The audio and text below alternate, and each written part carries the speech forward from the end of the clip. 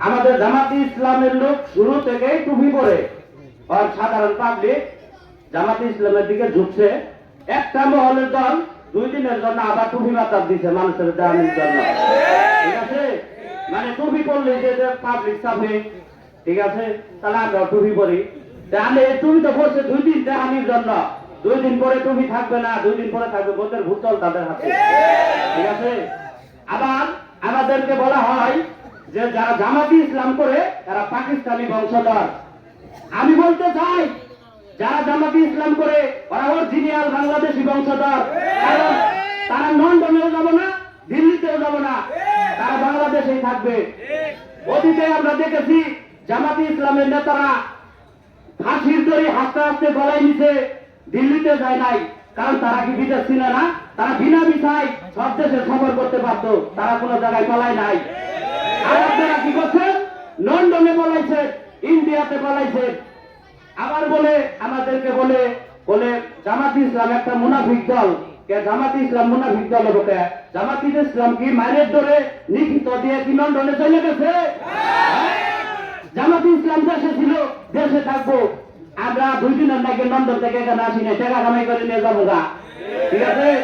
এদের কথায় আপনারা ভোট দিবেন না, কারণ এরা 2 দিন মধ্যে কথা কয়ে পরে গোয়ার মধ্যে টাকা দিয়ে চলে যাবো, ঠিক আছে? আরেকটা কথা বলতে চাই, আমাদের শেরপুর নেতা কর্মী সব মরে যায় না, যে সিলেটের পুতের ভোগায় আমাদের শেরপুরে মাতবরি করবো। আমাদের শেরপুরে বহু নেতা আছে, ওই সিলেটের নেতা এসে আমাদের এখানে মাতবরি করতে হবে না, অনেক যুগ বাকি আছে। আরেকটা কথা বলতে চাই, যখন দেখলো তাদের কোনো ভোট নাই, তাদের কিছু লোক মাঠে ছাইড়ে দিয়ে কয় কি বলে ভোটটা নষ্ট করে কি করবেন, বলে বিএনপি জিবে হবো এই ক্ষমতা যাবো, বলে তারেক দিয়ে সরকার, বলে ভোটটা নষ্ট করে নেবে। আর তারেক দিয়ে সরকার না কি তারেক দিয়ে হোস করুন, পায়ের তলে মাটি নাই।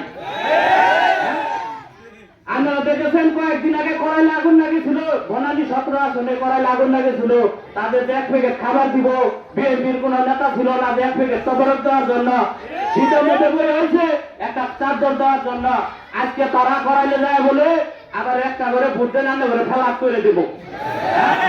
যে কড়াইলে গ্যাস বলে আনতে গ্যাসের অভাবে আর দিবার পাইতেছে না, আর বলে ফেলাপ করে দিব, তাহলে কি পরিমাণ ভোট আছে দেশের, ঠিক আছে?